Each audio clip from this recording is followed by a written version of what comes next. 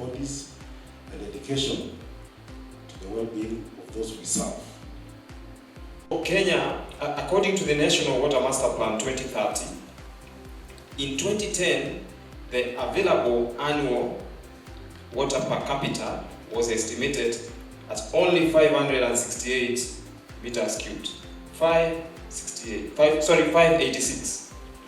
While the projected amount for 2030 and 2050 is 393 meter cubed and 293 meter cubed respectively. This shows a clear downward trend which is bound to continue as our population increases. On the other hand, we continue to develop both socially and economically. Our water demand increases. As our water demand increases, according to the same master plan, water demand in 2010 was only 3,218 million cubic meter per year, while the figure for 2030 and 2050 projection is 21,468 million cubic meter and 23,141 million cubic meter respectively. Paradoxically, as the available water resources become scarce, the quality of the same is being compromised, thus making it unavailable for productive purposes, making an already bad situation worse. This state of affairs makes prudent water quality management not only necessary, but very urgent. So as we continue encouraging other technological innovations to make implementation of circular economy practices in the water sector feasible. So innovations that will promote reducing, reusing, and recycling. So what we are saying is that as a ministry or as a country, we really welcome innovations. And I want to challenge young people who are here today that it is you to come up with innovations. One is that through the USAID Global Water Strategy, USAID is doubling down on efforts to increase water and sanitation access to reach 22 million people with access to water and 22 million with access to sanitation, half of whom have never had access before. I heard from one of the counties that it's water scarce. I think it was an issue of which one, but nevertheless, that's the point we're trying to stress. USAID is taking a catalytic approach to accelerating global progress on water and sanitation, including through a focus on actual research. My friend the director has already stressed the need for research, and that becomes very important to us. Through our multi-million-dollar Global Water Strategy Action Research Initiative, USAID and partners now are you people, are conducting research on 7 focal areas. And among these areas, increasing access to safe drinking water is one of the major ones we stress so much. So basically, as I have alluded to earlier, is that it's a 5-year program, and it's an implementing research program dedicated to building the evidence base for achieving safe, equitable, sustainable rural water supplies in low and middle income countries. The Real Water program has 3 focal areas that address critical elements of rural water supply systems that are interrelated. 1 is improving rural water management. 2 is strengthening water safety management. And lastly, improved planning for water services. The Water Assurance Fund is situated within the local area of strengthening water safety management.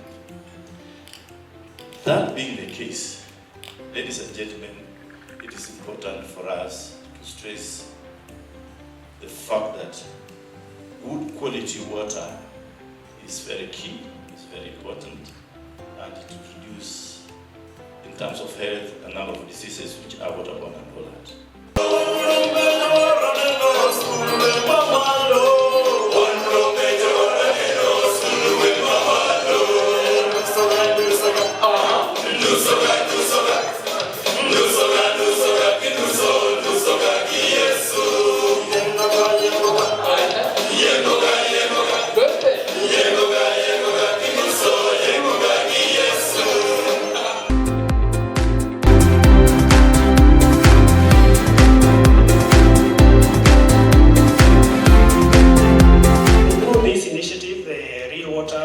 To gather support and participation from the key stakeholders in the water sector, including all the organizations, all the professionals, especially government, and thank you very much for the government representatives who are here, so that we can collectively contribute to water quality management solutions. We will be piloting this as Real Water in 35 water systems in Nakuru, Kericho, and Uasin Gishu.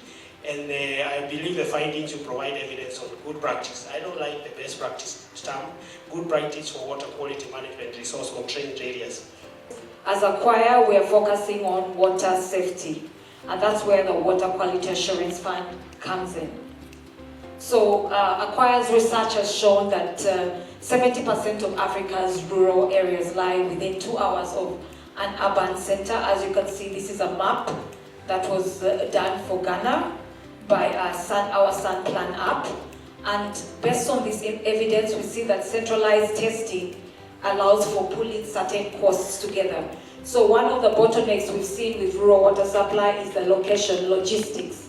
So with the Water Quality Assurance Fund, we're looking at pulling these logistical costs so that we can reduce and have affordable testing.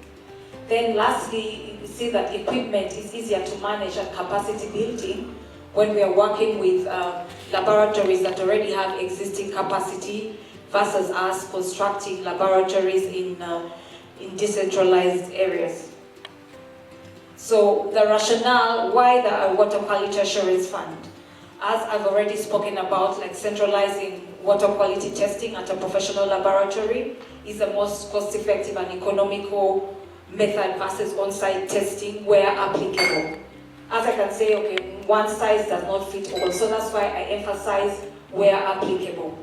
A number of rural water systems can afford testing services. As Engineer Gakubia has said, rural water companies are being formed, so the income generating is also increasing, the management, the governance, so there are systems that can afford testing services. However, we know that there are some systems that struggle and urban laboratories may find it reluctant to do business with these water systems. So that's where the Water Quality Assurance Fund comes in and we mitigate that risk. Then we also know that there's no enforcement of these regulations. We know the WASREB regulations, we know KEBS, and also World Health Organization guidelines. And most of these are not being enforced. So we believe that with the absence of enforcement, enrollment by default will be a promising strategy. So this is how the Water Quality Assurance Fund works. Engineer Gakubia had already stressed some points about the Water Quality Assurance Fund. As we see that we have different players and stakeholders in the Water Quality Assurance Fund. We have the laboratory, which commits to collecting samples on a monthly basis, and the water system also commits to paying for these monthly tests. And however, we know that there's fluctuation in income in some of these rural water systems. So in case they cannot pay, the Water Quality Assurance Fund will step in and pay on their behalf. However, they will pay the Water Quality Assurance Fund at a certain discussed time, and this is enforced by the local government authorities, and here we are working with the counties. So some of the key activities of the Water Quality Assurance Fund, I've already spoken about the financial safeguard to pay the lab in case water system defaults. And then the next is laboratory audits and quality control.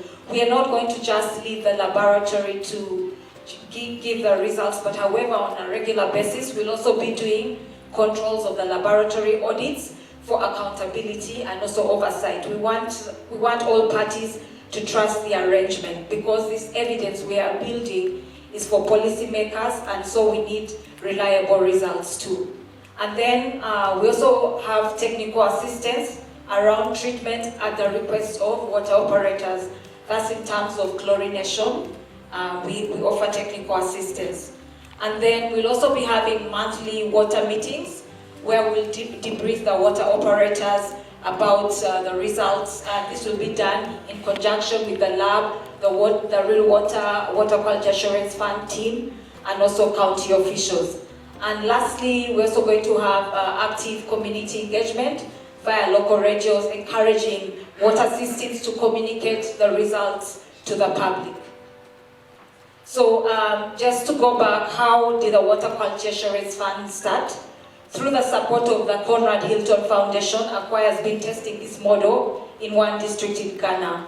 And there were 9 water systems serving 59,000 people, and we carried out approximately 240 microbial tests.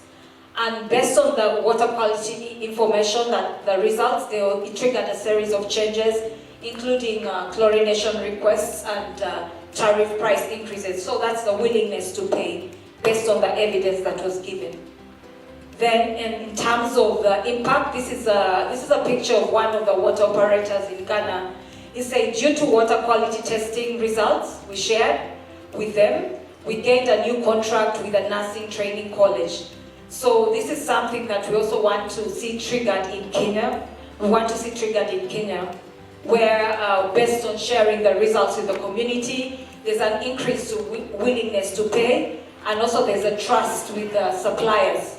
So through the Water Quality Assurance Fund, I hope to see this in terms of when we are disseminating results, that water supply service providers are gaining new clientele who will now stop maybe using their own supply and start working with systems that are testing.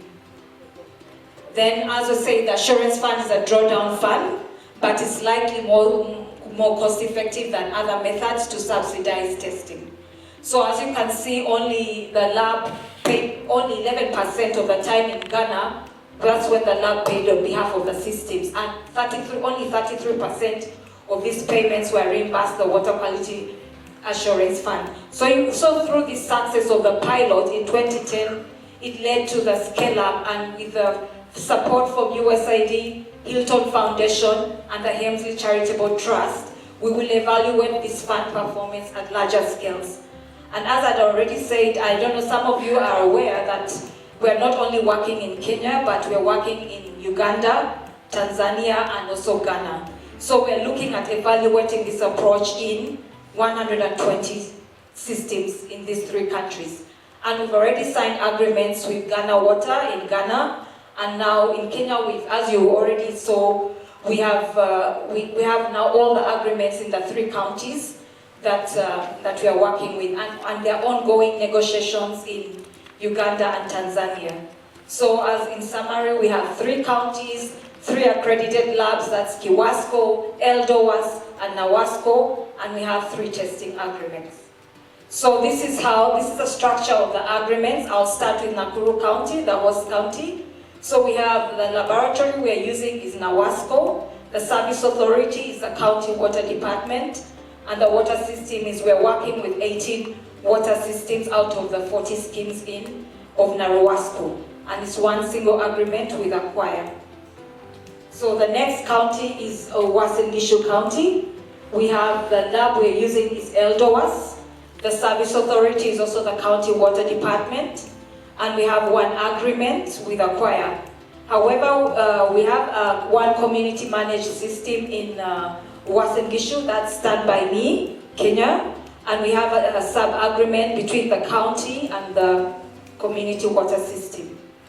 So for Kericho, as Engineer Gakubia had stated, we have an interesting partnership between Urban managing rural systems on behalf of the county. So with this, we have the laboratory as Kiwasco, located in Kisumu. The service authority is the county water department, also who own the county systems in the rural areas. However, Kiwasco manages the systems on behalf of the county. So the agreement is now between an urban utility and also a lab, which is an urban utility, and then the county water department and Acquire.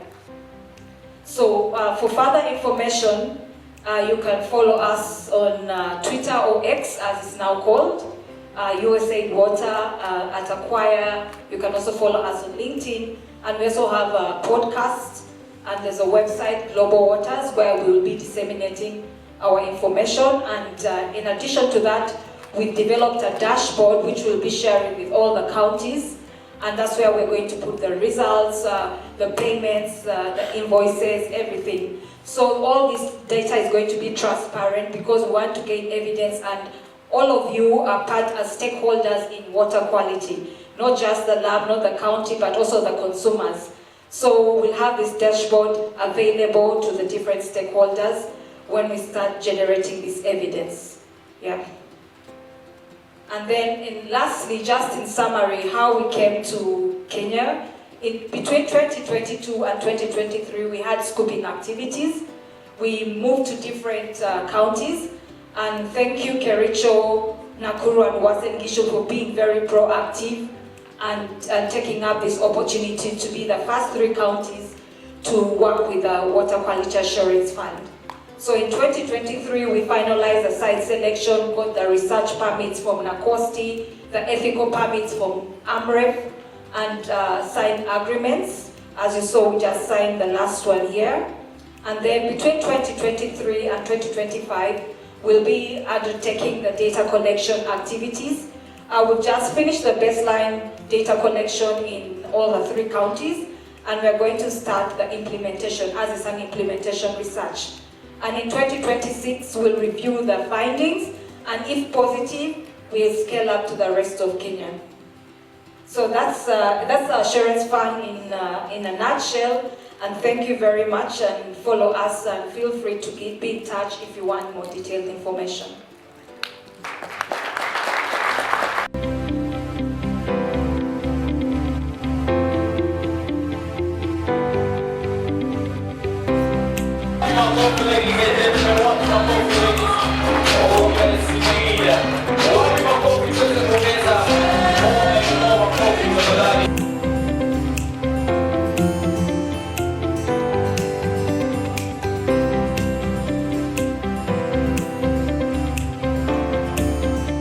I want to acknowledge that this is a very, very important exercise, and it is dear to us.